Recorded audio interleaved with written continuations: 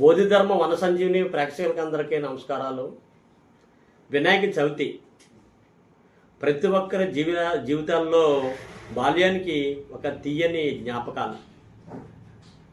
నా విషయానికి వస్తే మా ఊర్లో వినాయక చవితితో నేనే మట్టిని తీసుకొచ్చి విగ్రహాన్ని తయారు చేసి మిత్రులందరూ భక్తి శ్రద్ధలతో వినాయక చవితి ఆచరించేవాడు. వినాయక చవితి యొక్క ఉద్దేశం ఏంటంటే ప్రజల్ని వనానికి దగ్గర చేయడం, అంటే ప్రకృతికి దగ్గర చేయడం. వర్షాకాలంలో వచ్చే ఔషధాల విలువలు గల మొక్కలను తెలుసుకోవడం, వాటి ఔషధాలను సేకరించుకోవడం, దానికి మన సంస్కృతిలో పత్రులను పూజించడం, పత్రులను తీసుకొచ్చి ఆ సందర్భంలో మన ఆరోగ్యానికి అవసరమైనటువంటి పత్రులను తీసుకొని మూలికల్ని, వేళ్ళని, బెరళ్ళని అన్నీ తీసుకొచ్చి మన ఇంటి దగ్గర భద్రపరుచుకొని మనకు అనారోగ్య సమస్యలు వచ్చినప్పుడు దాన్ని వాడాలనేది వినాయక చవితి యొక్క ప్రధానమైన ఉద్దేశం. అదేవిధంగా ప్రజల్ని అందరినీ జాగృతం చేసి వాళ్ళ దగ్గర చేర్చుకుని పండుగ చేసుకుని ఒకళ్ళ యొక్క బాధలు, కష్టాలు, నష్టాలు తెలుసుకోవడానికి ఇది అవసరమవుతుంది. దీనిలో భాగంగా ఎకో ఫ్రెండ్లీ మట్టి గణపతిని పూజించడానికి గత 25 సంవత్సరాల నుంచి ప్రచారం చేస్తున్నాం. దానిలో భాగంగానే 2011లో సూర్య పత్రికలో ప్రధాన శీర్షికల్లో ఒక ఆర్టికల్ రాయడం జరిగింది. ఈ ఆర్టికల్ని ఇప్పుడు తెలుసుకుందాం. వినాయక చవితి రేపే, నవరాత్రులు నవశోభితం కానున్నాయి. భక్తుల భజనలతో వీధులు మారుమోగనున్నాయి. ఘనమైన స్వాగత సత్కారాలు చేసేందుకు భక్తగణం కాశ్మీర్ నుండి కన్యాకుమారి దాకా దేశమంతటా ఉత్సాహంగా ఎదురు చూస్తుంది. ప్రపంచవ్యాప్తంగా Paris, New York, London, Canada, Toronto నగరాల్లో కూడా వినాయకుడు పూజలు అందుకుంటున్నాడు. ఈ చవితి సంబరాల్లో ఎప్పుడూ ఒక పోకడ కనపడుతూ ఉంటుంది. పక్క వీధిలో వినాయక విగ్రహాల కంటే తమ వీధిలోని వినాయకుడే అందంగా, ఎత్తుగా ఉండాలని తాపత్రయపడి ప్లాస్టర్ ఆఫ్ పారిస్ విషరసనాలతో తయారు చేసిన విగ్రహాలను పూజిస్తున్నారు. భక్తి మంచిదే కానీ ఆడంబరాల ముసుగులో నీటి కాలుష్యానికి కారణమవుతున్నాము. దాంతో కృత్రిమ విగ్రహాలతో పర్యావరణానికి ముప్పు కలుగుతోంది. పర్యావరణవేత్తలు ఆందోళన వ్యక్తం చేస్తున్నారు.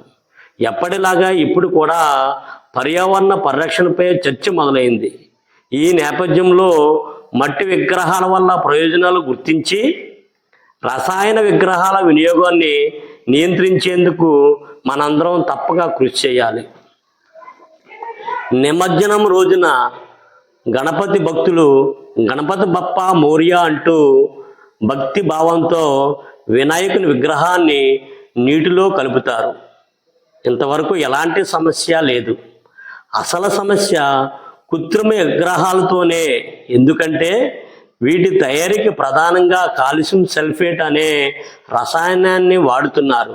దీన్ని జిప్సమ్ అని కూడా అంటారు. జిప్సమ్ను వేడి చేయగా వచ్చే పదార్థమే ప్లాస్టర్ ఆఫ్ పారిస్. ఇది నీటిలో కరగదు. Cobalt oxide, ferric oxide, chromium oxide వంటి పదార్థాల మిశ్రమాన్ని రంగులుగా వాడుతున్నారు.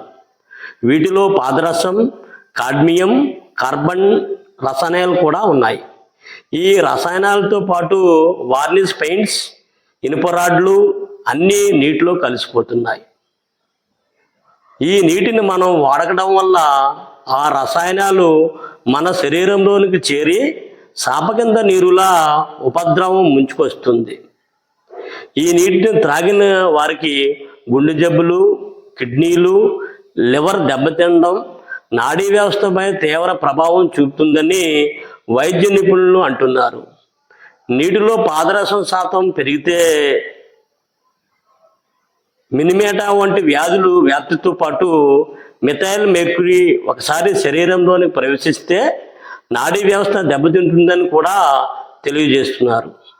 నీరు కలుషితమై జలచరాలకు తీవ్రమైన నష్టం వాటిల్లుతుంది. ఈ నీటిలో పెరిగిన చేపలను ప్రజలు ఆహారంగా తీసుకోవడం వల్ల కూడా కాలుష్య కారకాలు వారి శరీరంలోనికి ప్రవేశిస్తున్నాయి.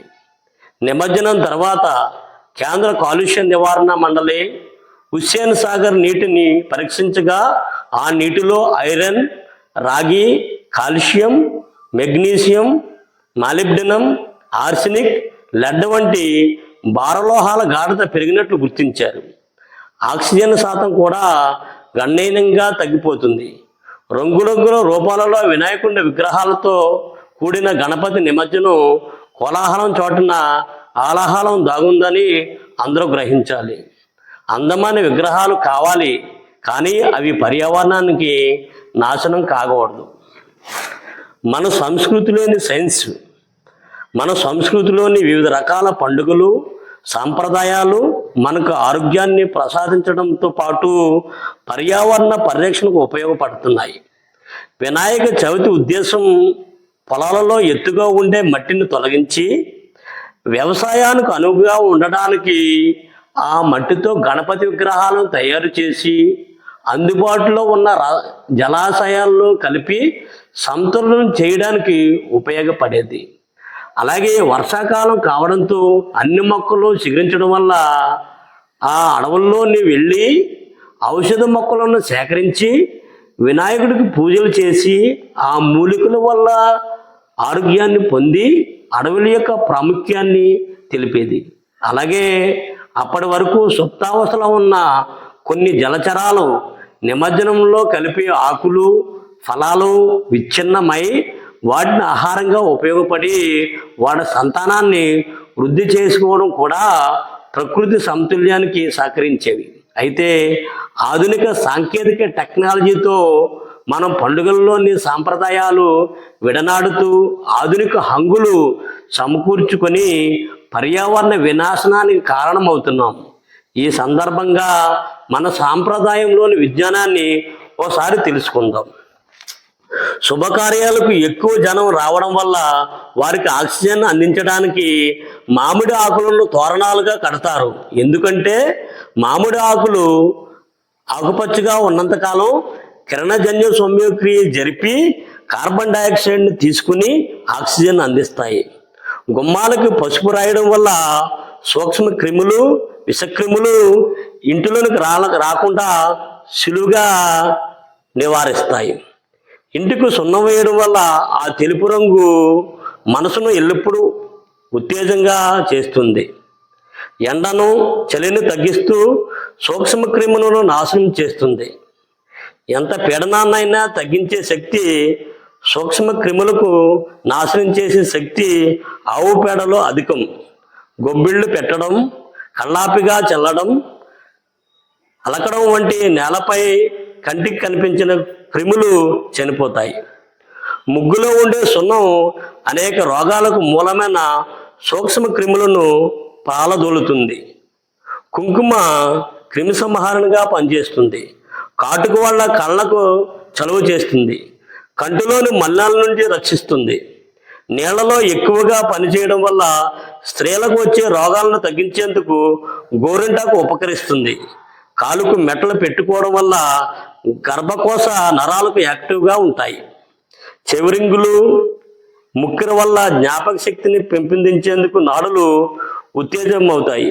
మెదడులోని రక్తనాళాలు ఎడమ చేతి ఉంగరం వేలు చివర ముగుస్తుంది. కనుక మెదడును ఉత్తేజనం చేయాలంటే ఆ వేలుకు ఉంగరాన్ని ధరించడం ఉత్తమం. ఇలా మన ఆచారాల్లో ప్రతిదానికి ఏదో ఒక శాస్త్రీయత ఉంటుంది. అందుకే హిందుత్వం అనేది ఒక మతం కాదు, ఒక జీవన విధానం అని అందరూ గ్రహించాలి. మనం విగ్రహాలు అందమే చూస్తాము. నిమజ్జనం చేసే చేతులు, మనం విగ్రహాలను అందమే చూస్తాము. నిమజ్జనం చేసి చేతులు దులిపేసుకుంటాం. కానీ వాటి వల్ల పర్యావరణాన్ని జరుగుతున్న హానిని పట్టించుకోం. దానివల్ల కాలుష్య కోరాల్లో చిక్కుకుంటున్న గంగమ్మను కాపాడుకోవడానికి మట్టి విగ్రహాలే శరణ్యం. ఏకోదంత గ్రీన్ వినాయకుడు అంటే మట్టితో తయారు చేసిన విగ్రహాలనే పూజించాలనే వాదన బలంగా వినిపిస్తుంది. పాఠశాల పిల్లల నుంచి అన్నింటా మట్టి ప్రతిమలను తయారు చేసుకోవడం ప్రారంభించాం. వీటి కోసం pollution control board, national green code, Jana Vignana వేదిక, గ్రీన్ క్లైమేట్ వంటి అనేక స్వచ్ఛంద సంస్థలు కృషి చేస్తున్నాయి. కొన్ని స్వచ్ఛంద సంస్థలు విగ్రహాలను తయారు చేసే నిపుణులను బెంగాల్ నుంచి రప్పించి మరీ తయారు చేయిస్తున్నారు. మట్టి విగ్రహాలు అనగానే మనకు చిన్న విగ్రహాలే గుర్తుకు వస్తాయి. కానీ 100 అడుగుల మట్టి విగ్రహాన్ని విశాఖలో తయారు చేశారు. వాటి తయారీలో గడ్డి, జనపనార, వెదురు, ఊక, బంకమట్టిని మాత్రమే వాడుతున్నారు. పెద్ద విగ్రహాల కోసం మొదటగా గణేష్ ఆకృతిని గడ్డితో తయారు చేసి ఆ తర్వాత బంకమట్టిని జనపనారాలతో కలిపి ముందే సిద్ధం చేసుకుంటున్న నమూనాలను అందమైన గణపతి విగ్రహాలు తయారు చేస్తున్నారు. వీటికి సహజ సిద్ధ రంగులు పసుపు రంగును, బంతి పువ్వు నుండి మోదుగ పువ్వు, చెట్ల బెరడు నుంచి కొన్ని రంగులను తీసి విగ్రహాలను వేస్తున్నారు. ప్లాస్టిక్ ప్రత్యామ్నాయంగా విస్తరాకులు, ఆకుడప్పలు వంటి వాటితో అలంకరణ కూడా సహజ సిద్ధంగా ఉండేలా జాగ్రత్త పడాలి. కళ్ళు చెదిరిపోయే విగ్రహాలను చూసి మనం వినమ్రంగా మనమే ఒక పర్యావరణాన్ని కాపాడుకోవాలి. కృత్రిమ విగ్రహాల పేరుతో జరిగే పర్యావరణ విధ్వంసాన్ని మట్టి వినాయకుల ద్వారా అడ్డుకోవచ్చు. కృత్రిమ విగ్రహాల వల్ల వచ్చే నష్టాలను పర్యావరణవేత్తలు హెచ్చరించడంతో ప్రభుత్వానికి కదలిక వచ్చింది. విగ్రహాల రూపంలో వాటిల్లుతున్న కాలుష్యాన్ని నియంత్రించేందుకు రాష్ట్ర కాలుష్య నియంత్రణ మండలి నడుం బిగించింది. ప్లాస్టర్ ఆఫ్ పారిస్ వాడకాన్ని తగ్గించేందుకు చర్యలు చేపట్టింది. 9 అంగుళాలు ఉండే మట్టి విగ్రహాలను సహజసిద్ధ రంగుల్లో తయారు చేసి తక్కువ డబ్బులకి అందిస్తుంది. ప్రతి జిల్లాలో ఈ విధంగా అమ్మి రాయితీ భారాన్ని పొల్యూషన్ కంట్రోల్ బోర్డు భరించింది. మరోవైపు ఈ ఉద్యమంలో విద్యార్థులు కూడా మమేకం చేస్తున్నారు. గణపతి నిమజ్జనం అత్యంత వైభవంగా విభిన్నంగా జరుగుతుంది. విగ్రహాలను నిమజ్జనం చేసేందుకు ప్రత్యేకమైన చెరువులను ఏర్పాటు చేయాలని కొందరు కోరుకుంటున్నారు. నిమజ్జనాలపై కోర్టు ఆంక్షలు విధించడం, తర్వాత ప్రభుత్వాలను మినహాయింపు ఇవ్వడం ఏటా జరిగేదంతే. అయితే మహారాష్ట్ర ప్లాస్టర్ ఆఫ్ పారిస్ విశ్వాసనాలతో తయారు చేసే గణపతి విగ్రహాలను నిషేధించింది. మన దగ్గర కూడా నిషేధించేందుకు ప్రయత్నాలు జరుగుతున్నాయి. ప్లాస్టర్ ఆఫ్ పారిస్ విషరసాయనాలతో తయారు చేసే గణపతి విగ్రహాలను జలాశయాల్లో నిమజ్జనం తర్వాత పెద్ద సమస్యగా మారి మనిషికే కాదు వన్యప్రాణులు, వాతావరణం, జీవ వైవిధ్యం అన్నింటిపైన ప్రభావం చూపుతుంది. నీటిలో ఉండే చేపలు, కప్పలు, తాబేళ్లు, కీటకాలు, కర్పర జీవులు ఒకదానిపై మరొకటి సహకరించుకుని జలాలను స్వచ్ఛంగా ఉంచడంలో సహాయపడతాయి. నేటి బాలలే రేపటి పౌరులు. వాళ్ళలో మంచి ఆలోచనలు నాటితే అవి మహావృక్షాలు అవుతాయి. అందుకే వారికి పర్యావరణ పరిరక్షణపై అవగాహన కలిగిందాం. కృత్రిమ రసాయనాలతో కూడిన రంగు విగ్రహాల వల్ల కలిగే నష్టాలను ప్రజల వద్దకు తీసుకుని వెళ్ళి వారిని జాగృతిని చేద్దాం. సమస్య పరిష్కారానికై ప్రభుత్వానికి తెలియజేద్దాం.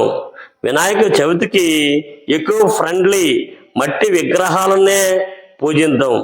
అప్పుడే జలచరాలు బ్రతుకుతాయి, మనల్ని బ్రతికిస్తాయి.